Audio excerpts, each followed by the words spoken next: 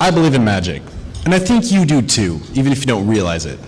Magic is not some storybook witchcraft used by wizards and sorcerers in a fairy tale.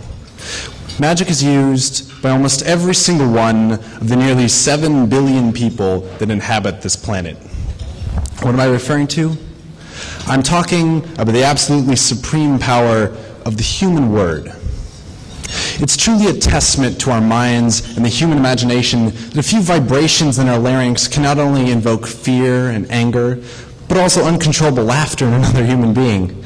Words have built up every single empire this world has ever seen or ever will see, but can also be used for small things like gathering your friends or family around for Christmas dinner, or for making snide remarks to one's parents about the relative crispiness of the Christmas turkey. But the versatility of words is what makes them so awe-inspiring to me.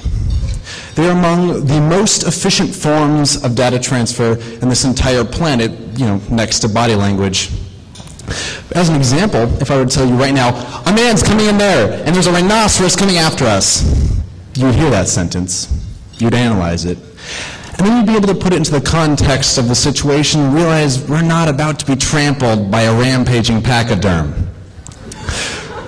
The way that our minds contextualize sound waves and turn them to things that we can not only visualize and think about, but process and just enjoy. And even though through science we know that this is done in the lower left-hand part of our brain, I can't help but be filled with wonder every time I see it in action. This is the reason why when you hear a funny metaphor or a pun or a really good joke, that you think it's thought-provoking or mind-blowing or really funny. I don't think the communication should be taken for granted. We're all born with the innate ability to do great things simply by the way that we conduct discourse with other people. The way that you articulate a syllable or a sentence can leave lasting impressions on another person. It doesn't just let you share your ideas and your opinions, it shows others that you think like you speak. The human word has the capability of enrapturing the minds of an entire nation or even the world, and inspire them to do great and powerful things.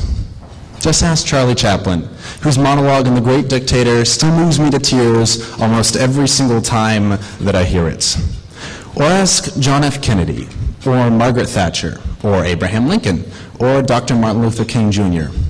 These men and women's words showed the entire world a dream of a better and brighter future, not only for them, but their children and generations beneath them.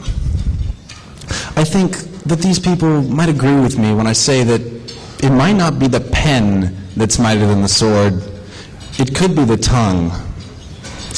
And lastly, I'd like to argue that words are magic in the most traditional sense possible, and that all you have to do if you want to change the world in any way, shape, or form is to wave your hands and say the magic words. Thank you.